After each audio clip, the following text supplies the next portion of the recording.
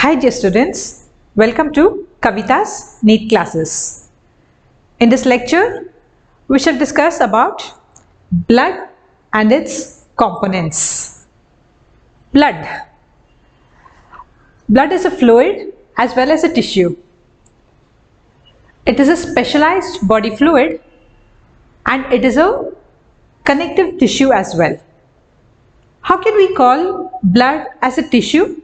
Because it is a collection of specialized cells.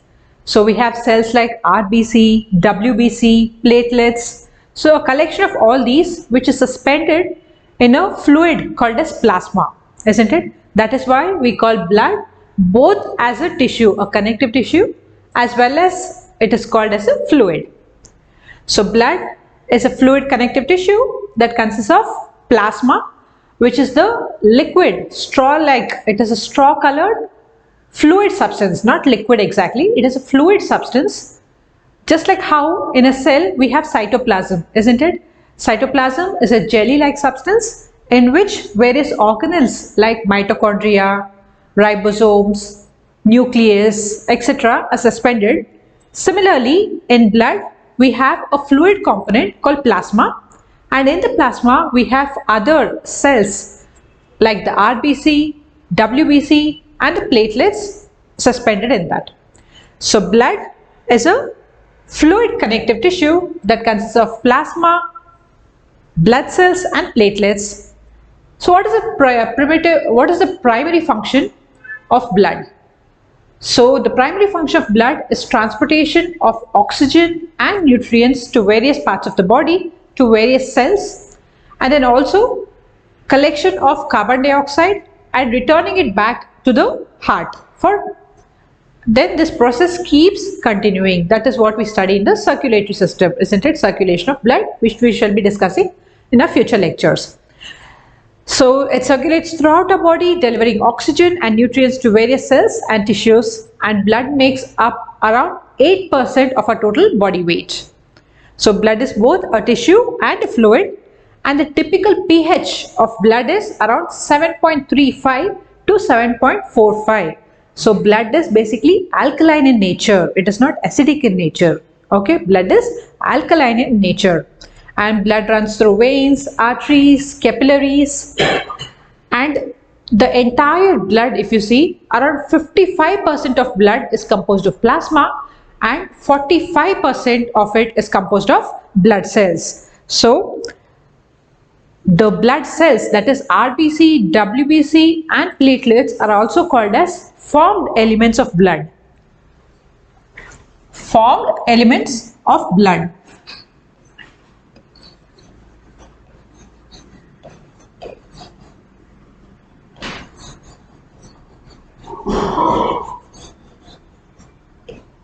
The blood, its composition, the various cells of blood, this entire topic is very, very important for NEET examination because you can get many questions from this topic. Though the topic appears to be simple, it is extremely important for this examination. So what are the components of formed, what do we mean by formed elements? Formed elements means RBC, WBC plus platelets.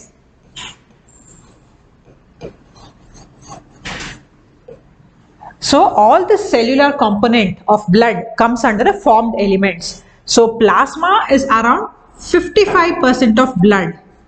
So in blood, if you see, around 55% of blood is composed of plasma, whereas these formed elements, which includes RBC, WBC and platelets, makes up around 45% of blood. Okay, so you can see that in an average adult, in an average human, the percentage or the volume of blood is 4.5 to 5.6 liters, and women usually tend to have a lower blood volume in comparison to men. That is because of the high fat content present in women. However, during pregnancy you can find that in women also there is a 50% increase in the blood volume. So what is plasma? What is blood composed of? As I told you, blood is composed of plasma, and the cells like white blood cells, platelets and red blood cells. So plasma consists of 55% of blood, whereas the white blood cells and platelets are forming around 4% of blood, and then RBCs account for around 41% of blood. So the white blood cells, RBCs and platelets, which together form the formed elements, compose around 45% of blood. The remaining 50% of blood is plasma. Okay, so did you get it? So in the blood, totally in 55% is plasma and 45% is the formed elements. Under that, RBC is 41% and WBC plus platelets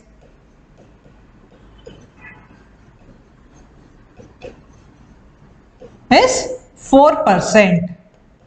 So this 41 plus 4 becomes 45 plus 55 of plasma becomes total 100%. Okay, so these numbers are important. It's always advisable that you remember these numbers.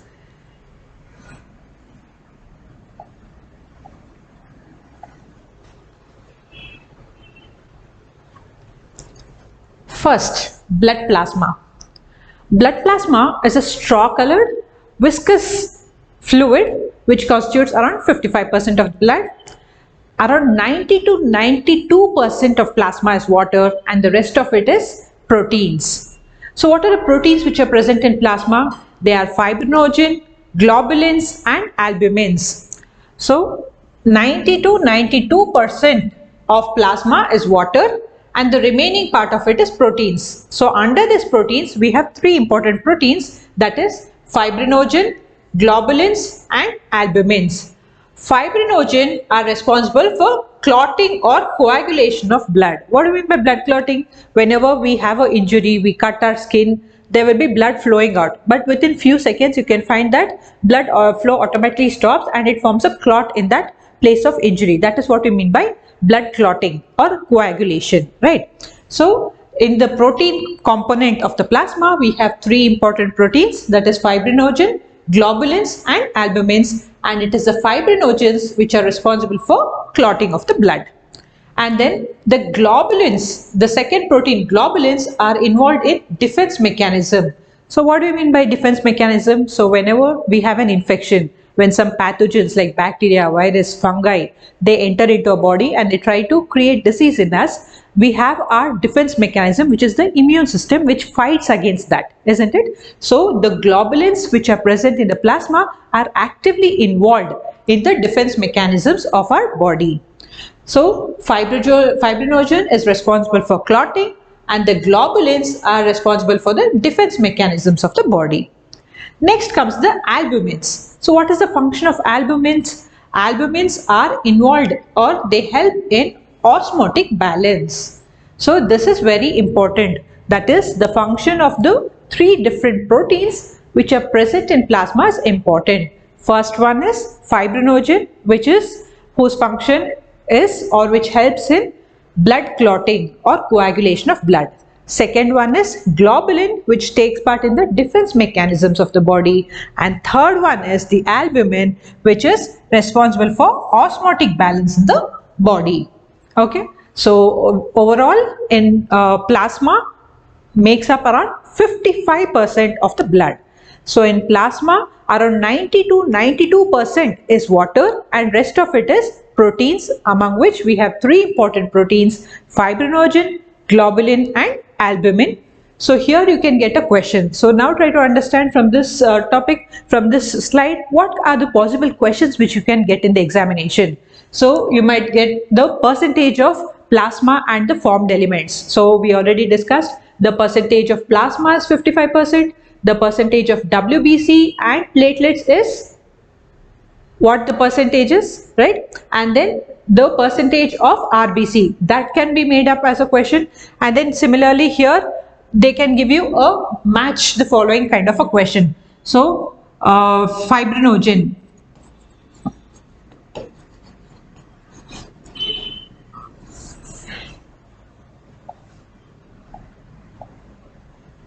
So you can get a question like, match the following. Fibrinogen. Okay, first fibrinogen and then globulin. And then next one is albumin. And on the other side, you can have their functions. First one is defense function.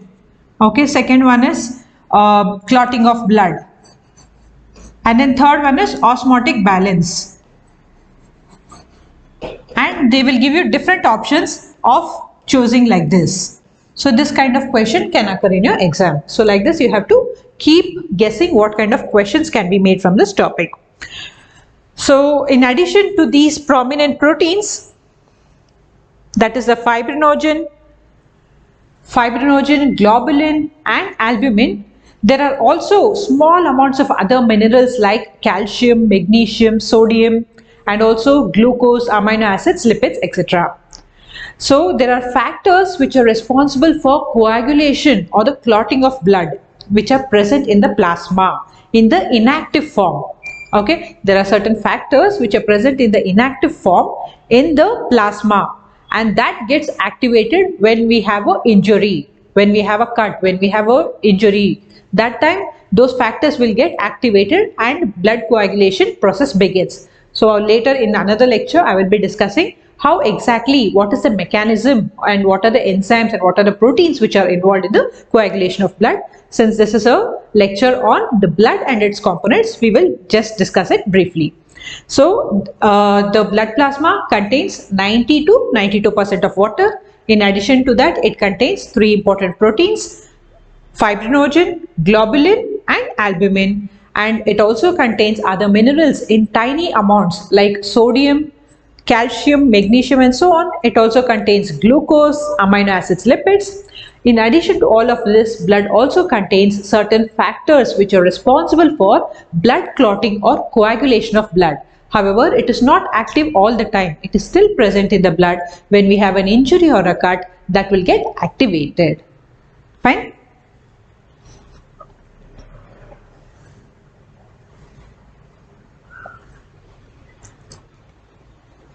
So where do these blood cells come from? Where are the blood cells synthesized?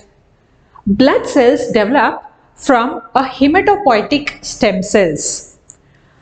So the hematopoietic stem cells are formed in the bone marrow through a highly regulated process called as erythropoiesis.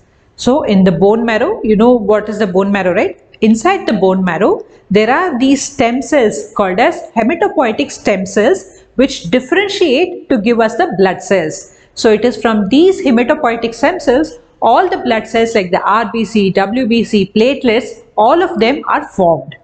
Okay, so hematopoietic stem cells are capable of transforming into red blood cells, white blood cells, platelets, all the three of them. The stem cells can be found in the blood, in the bone marrow and also in the umbilical cord of newborn babies. That is why recently we have this concept of umbilical cord banking or umbilical blood banking. So what is that? So what happens is, this umbilical cord region, which is rich of stem cells, during the time of delivery of the child, the stem cells present in the umbilical cord is taken and it is preserved for several years. So by doing this, what we can do is, even after the child grows up, say it becomes 20 years or 30 years old, even then if it gets any disease, these stem cells which we had saved from the umbilical cord can be utilized to treat that child against any disease. So it is very, very important. So these are the three important sources of hematopoietic stem cells. So we can find stem cells in blood, in the bone marrow and also in the umbilical cord of the newborn babies, and that is why it is preserved. However, it is a quite expensive procedure, so it is not pretty common, but however, we have the concept of umbilical cord blood banking. So stem cells from all these three sources can be used to treat a wide variety of diseases, including blood cancer, lymphoma, bone marrow failure, and various immune disorders. So did you understand where blood cells come from? There is, inside the bone marrow, we have hematopoietic stem cells which undergo differentiation to produce RBC, WBC and platelets. This process by which the hematopoietic stem cell, so I told you we have hematopoietic stem cells which differentiate to form the RBCs, WBC and the platelets. This process by which the hematopoietic stem cells differentiate to form the blood cells is called as, this process is called as hematopoiesis. So please try to remember this word hematopoiesis. You might get it in the choices somewhere. So if in case you don't know the answer for that, at least if you can recall this and understand what is the process, what is hematopoiesis exactly mean, you will be able to at least rule out one or two options so that you can arrive at the right option, isn't it? Fine.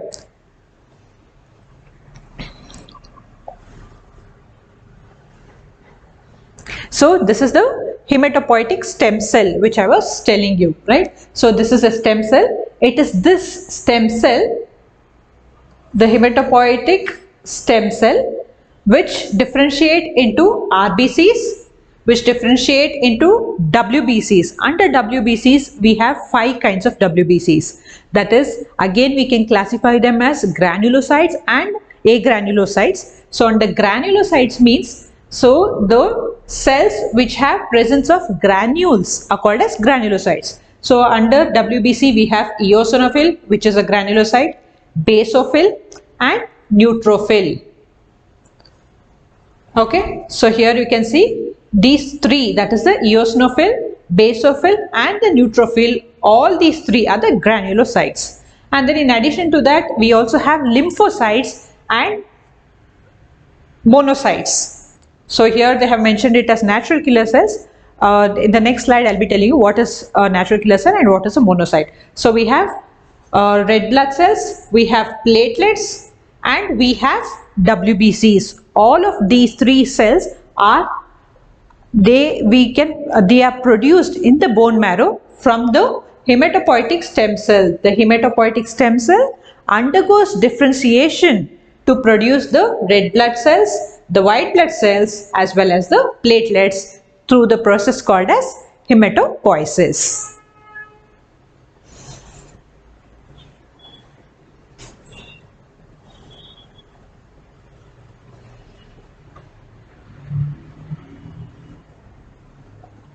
First, let's discuss about what are RBCs. RBCs are also called as erythrocytes. Okay, please remember this name. RBCs are also called as erythrocytes. They are the most abundant of all the cells. So in comparison to WBC and platelets, you can find RBCs are the most abundant cells which are present in the blood. So a healthy man, a healthy adult man has an average of 5 million to 5.5 million of RBCs in every 3 ml of blood.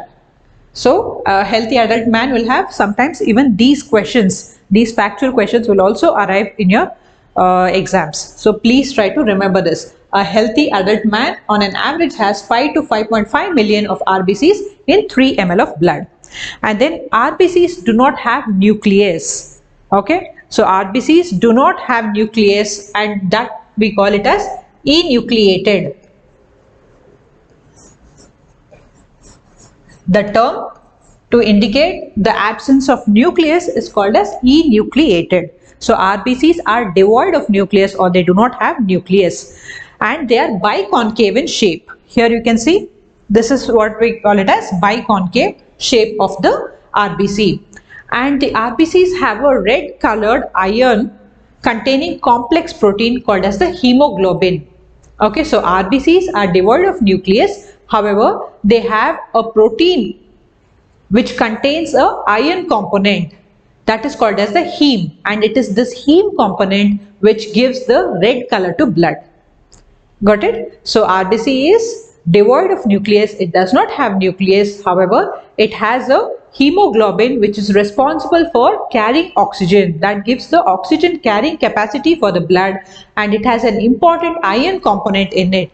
That is what gives the red color to RBCs. So you can find that the healthy individual has around 12 to 16 gram of hemoglobin.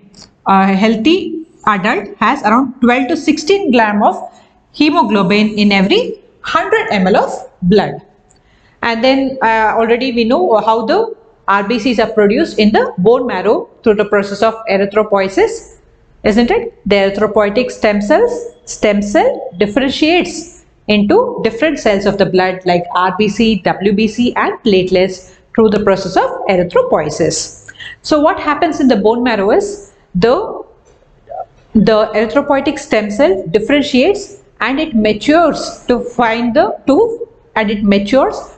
the final RBC, and this time, that is the time taken for the maturation of RBC, is 7 days.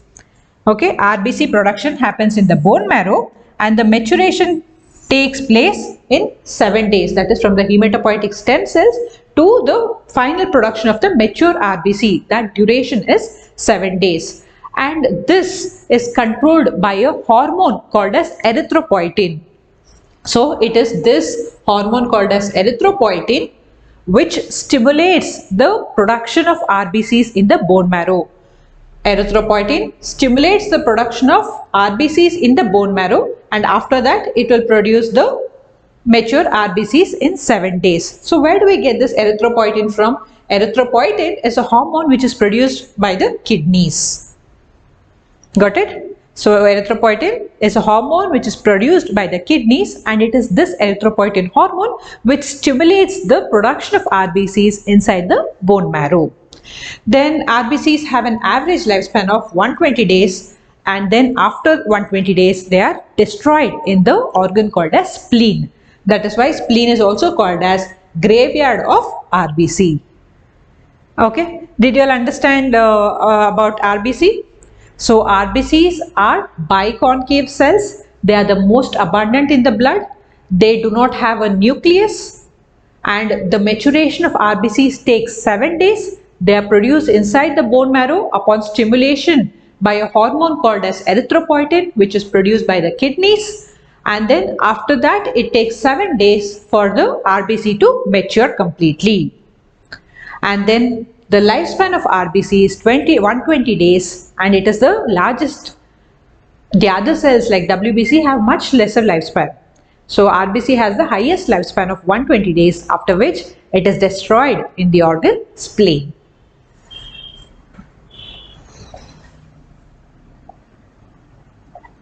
So here you can get many questions. A question on what amount of RBCs are present in blood, and what is the, here you can also get a question on what is it that causes the red color of the blood. So it is the heme component or the iron containing complex called hemoglobin, which is essential for carrying oxygen. And then you can get a question on the biconcave shape. So what is the shape of RBC, and different choices, different shapes can be given. Then you can also get a question on how many grams of hemoglobin is present in every 100 ml of blood. And you can also get a question on the production or the synthesis of RBCs in the bone marrow by the process of erythropoiesis. So what is the erythropoietin hormone, where it is secreted, and how it stimulates the production of bone marrow, and then what is the time which is needed for the maturation of the RBCs. So all of these can be potential questions. Okay, then again the average lifespan of RBC, this can also be a question. So it is 120 days, and which organ the destruction of RBCs happen, that is the spleen. So in this single slide you can find so many, at least 5 to 6 different possible questions which can appear in your examination.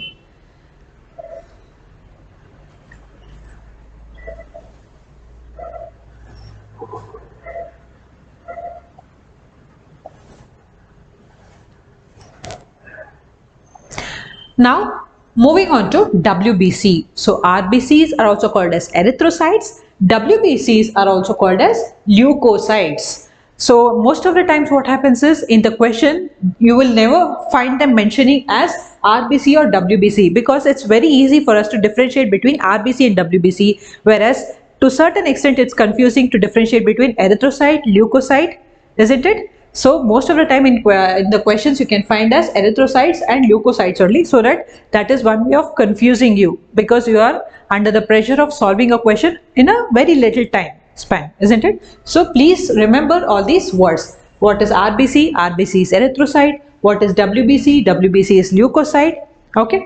So leukocytes are also known as WBCs, and they are colorless. Okay. So they have nucleus, however they do not have any color. They are colorless. Why are they colorless? Because they do not have hemoglobin. They do not have the heme component, just like how it is in RBC. That is why they do not have any color.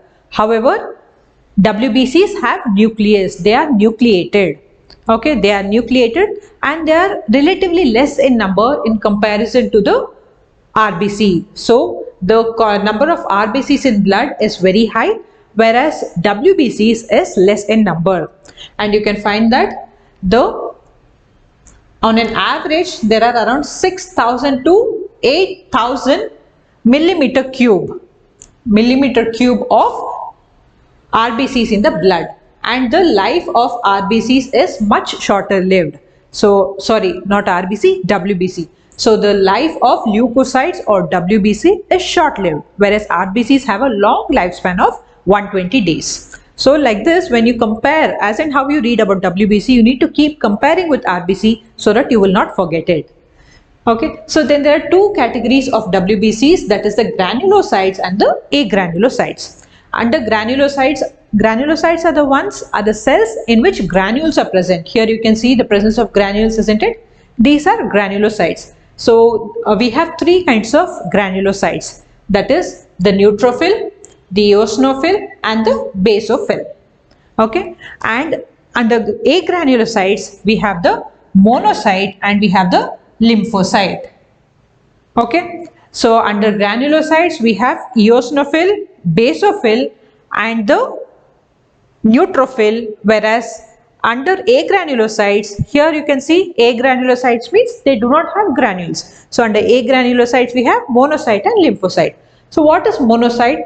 See, monocyte, these are the cells which control the natural killer cells. Okay, they control the natural killer cell differentiation to different effector phenotypes. Okay. So did you understand about WBC? WBCs are colorless because of the lack of hemoglobin. So this can also be questioned. So the presence of color in RBC is due to the presence of hemoglobin, which has the heme component. So here in WBC they are colorless due to lack of hemoglobin, and then they are nucleated. Okay, and then this is the amount of WBCs that is present. And again here one important question which you can get is, which are the granulocytes and which are the agranulocytes? So you can get a match the following kind of question. So, or you can get a question, which are the granulocytes? Choose the options. Which are the granulocytes among the WBCs or leukocytes? And they can give you all these five. And below that they will be, you will have the option like 1, 2 and 3, 1, 3, 4, 1, 4, 3 and 5, something like this. There you will have to choose wisely that it is the granulocytes are neutrophil. See, you can remember it like this, phils. So neutrophil, eosinophil, basophil. So all these phils are granulocytes. Apart from that we have the lymphocytes and the monocyte, they are the agranulocytes. Isn't it? Again in a lymphocyte we have the B lymphocyte and we have the T lymphocytes as well. Okay. We have two kind of lymphocytes, that is the B lymphocyte and the T lymphocyte. The B lymphocyte are responsible for antibody mediated immune response. So it is the B lymphocytes which produce the antibodies whenever an antigen is invading a body or it is entering a body. It is the B lymphocytes which produce antibodies, and it is the T lymphocytes which mature in the thymus which help the B lymphocytes in the production of the antibodies. So much more in depth in-depth understanding of the B lymphocytes and the T lymphocytes we will get when we discuss the chapter on immunity. So I will be doing that lecture also very soon. We shall discuss more about B lymphocytes and T lymphocytes in that lecture.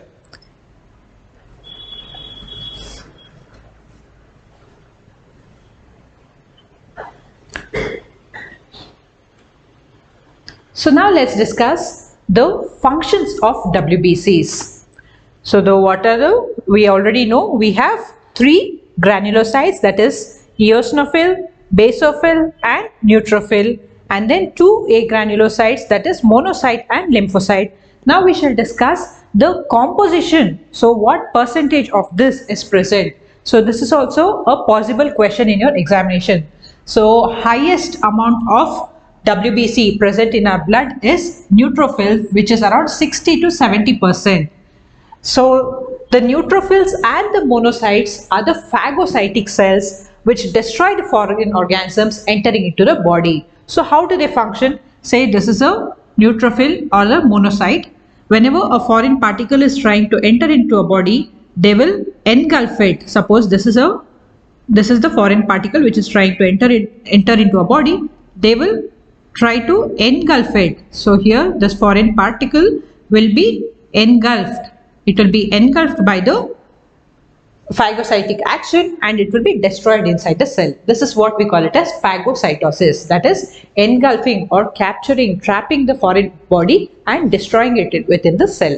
You understand what is phagocytosis, right? So it is the neutrophils which are present in the highest percentage. Neutrophils are the highest percentage of WBCs present in our blood. So it is around 60 to 70%, and the neutrophils and the monocytes are actively involved in the phagocytosis. So they capture the foreign organisms and destroy it by the process of phagocytosis. Next comes the basophils. So basophils secrete a histamine, serotonin and heparin. So histamine is, they secrete histamine. So histamine, serotonin and heparin are all involved in inflammatory responses. So whenever any foreign particle tries to enter into your body, say some particle is entering into your eyes, automatically your eyes start producing tears, isn't it? That is the immediate response of the body towards the particle which is trying to enter into your body. So even the tears also contain histamine.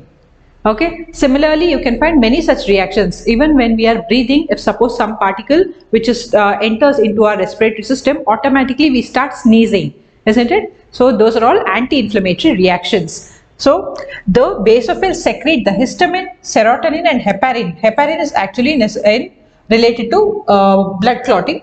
So we have basophils which secrete histamine, serotonin and heparin, which are involved in the inflammatory reactions. So we can find that basophils percentage is 0.5 to 1%. Then we have the eosinophils which resist the infection and they are also associated with allergic reactions. Okay, so what is the percentage of eosinophils? We have around 2 to 4% of eosinophils. Then comes the lymphocytes, which are of two types, as I already told you. The B and the T cells, which are responsible for immune responses in the body. That is, B cells are responsible for production of antibodies and the T cells help the B cells in the process. Okay, so these are the functions of WBCs and the percentage of WBCs present in the blood. The highest being neutrophils. Okay. So did you understand what are the different WBCs, what is their percentage and what are their function? And these, the functions of the basophils, neutrophils, eosinophils and the lymphocytes can appear as a match the following question. So you can get a question like this. So they would have in one column, they would have mentioned eosinophil, basophil, neutrophil, monocyte, and in another column they would have mentioned the different functions. Okay, this is one column. In one column they would have mentioned the different cells, different WBCs, and in another column they would have mentioned the functions. And they will ask you to match the right one, which cell is associated with which function. And they would have given options one matches with 2, like that, and you have to choose the right option over there. Okay, so these are the possible questions over here.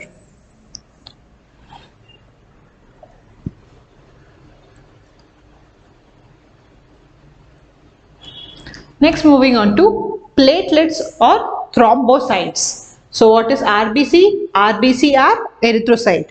WBCs are leukocyte, and platelets are thrombocytes. So in most of the questions, they will not mention it as RBC, WBC and platelets. Instead, in the options, you will have these words only, that is leukocyte, erythrocyte and thrombocyte. So please do not get confused among this. So platelets or thrombocytes are small colorless cell fragments in our blood that form clots and they prevent bleeding. So these are the thrombocytes. Okay, they are small colorless cell fragments. So even though WBC does not have color and platelets also do not have color, only RBCs have color, which is red. Okay, so these are colorless fragments in our blood, and these are responsible for clotting and preventing of bleeding. As I already told you, whenever you have a cut or an injury, after initially the blood starts flowing out, but after few seconds it starts forming a clot in order to prevent further loss of blood. That is called as coagulation of blood or blood clotting. So it is the platelets which are responsible for that. So the platelets are the cell fragments from the megakaryocytes. So there are some special cells called as megakaryocytes in the bone marrow, and it is from these megakaryocytes the platelets are formed. Okay, then normally in blood you can find there are 1,500, 1,50,000 to 3,50,000 platelets per millimeter cube. This is the amount of platelets that is present in blood, and platelets release a variety of substances which are involved in coagulation of blood. Okay, so what is serum? So now you might get a question, so what is the difference between plasma and serum? So plasma devoid of clotting factors or fibrinogen.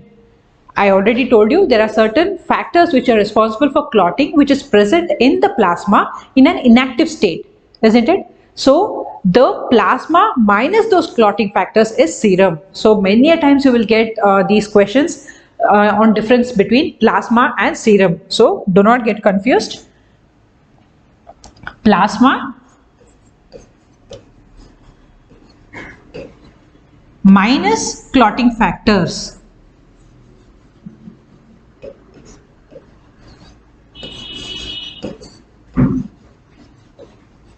is nothing but serum. Okay, so what is serum? Plasma minus clotting factors is serum. So platelets release variety of substances which are involved in the coagulation of blood. So in detail about coagulation of blood and the coagulation of blood and serum we will be discussing in our next video.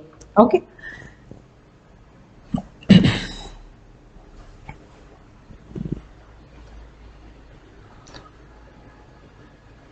So now we have understood what is blood, what is the functions of blood, and what are the various components of blood, that is erythrocyte, leukocytes and thrombocytes, how they are produced, what is the amount that is present in the blood, isn't it?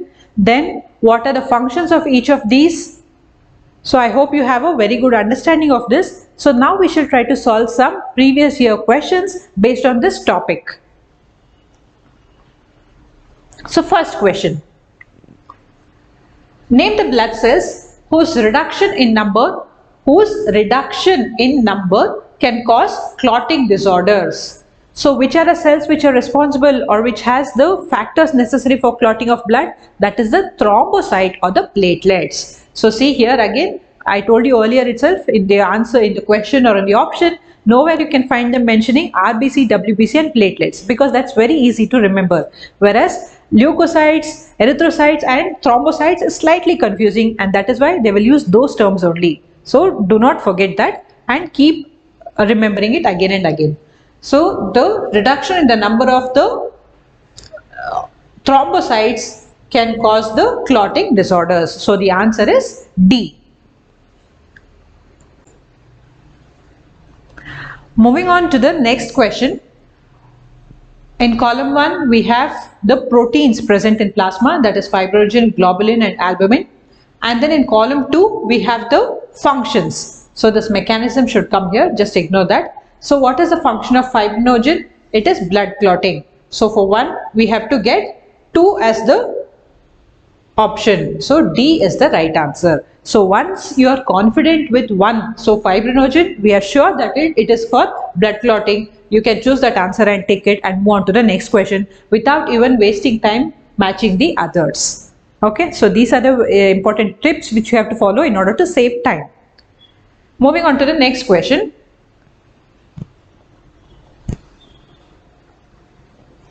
Serum differs from blood.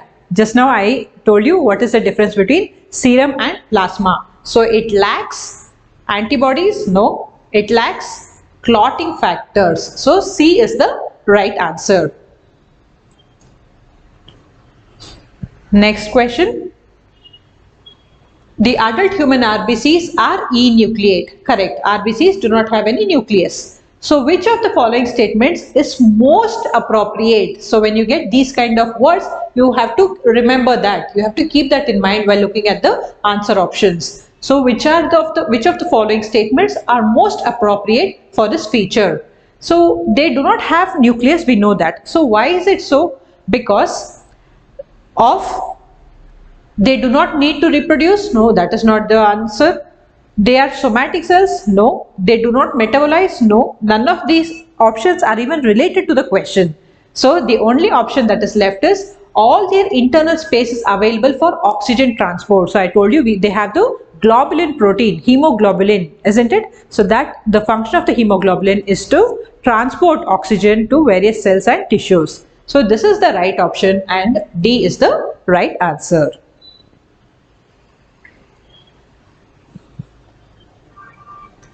Which of the following human organs is called as graveyard of RBCs? So destruction of the RBCs happens in the spleen. So C is the right answer.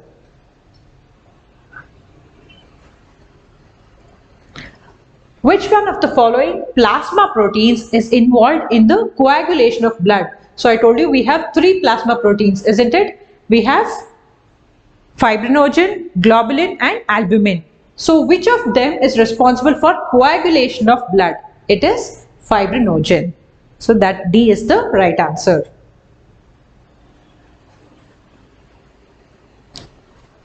So there is no DNA in mature RBCs, a sperm, a mature spermatozoan, a hair root, a enucleated ovum. So all of these have DNA. Only the RBCs do not have DNA. So A is the right answer. The hemoglobin content per 100 ml of blood of a normal healthy adult is 12 to 16 gram. So I showed it to you in a slide, isn't it? It is 12 to 16 grams of blood per 100 ml. That is the amount of hemoglobin that is present per 100 ml in a healthy adult.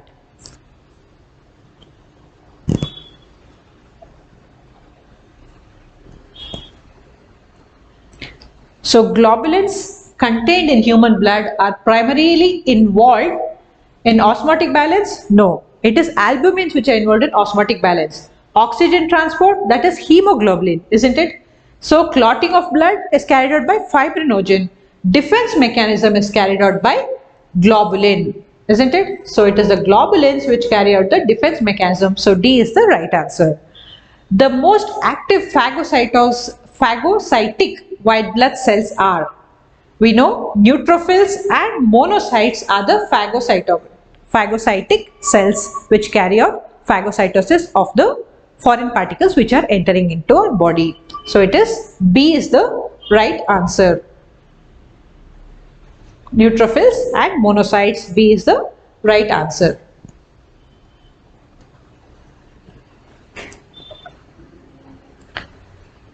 So which type of blood cells, WBCs, are concerned with release of histamine? So release of histamine, it is, answer is basophils. D is the right answer.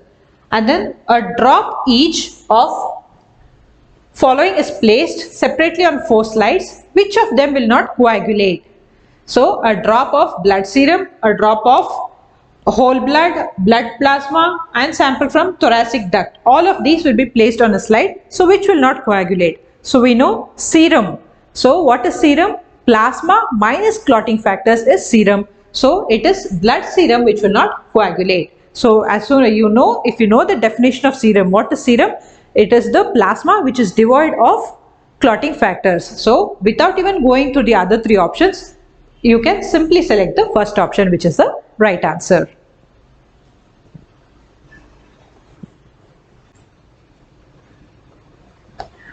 With this, we come to the end of this lecture, blood and its components. In the future lectures, I'll be discussing about RH blood grouping, ABO blood grouping and plasma, serum, much more, and even about other topics as well. If you have any queries with respect to this topic, you can comment in the comment section below, and you can also subscribe to my channel. You can also connect with me on my social media handles. Until we meet in the next video, take care, bye, have a good day.